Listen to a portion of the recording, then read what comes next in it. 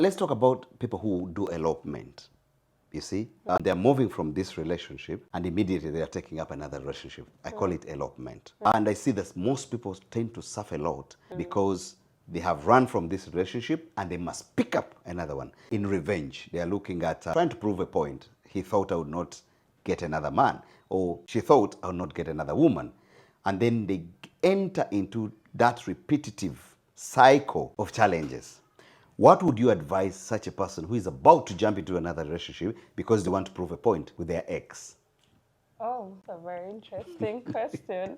First of all, the word elopement is very new. When I Yeah. used to hear eloping, I thought, oh, you're running off with another. Yes. Personally, I would advise, like I said in the beginning, live a little, love yourself. Sometimes you might think someone is just trying to revenge, but maybe she's lucky. She met the guy the next day who has proved more than beyond any reasonable doubt that he's worthy. Yeah. You cannot limit that. Then the other thing is, if whatever thing you're doing out of revenge, it will not work. I've heard stories of someone trying to lose weight out of revenge. Like, I want to show my enemies. Sometimes it doesn't work. Even when it does, you might realize you're not actually happy. Yeah.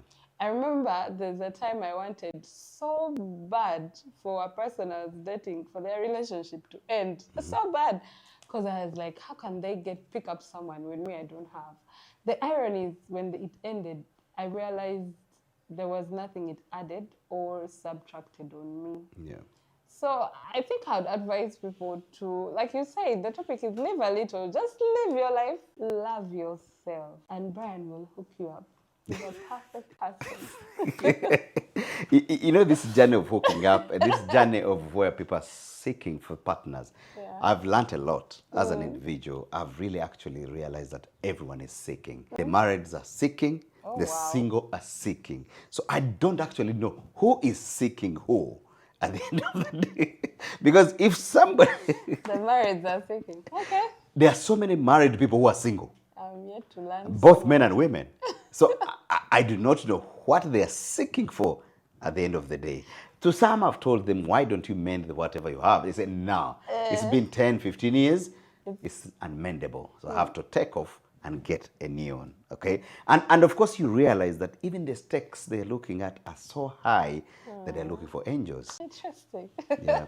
It's a very interesting topic, Brian. I feel at this point I need to interview you. Yeah. Because, so the marrieds are seeking. Yes. And what do you think would cause this? You know, I'm sorry, this is coming from far. Yeah.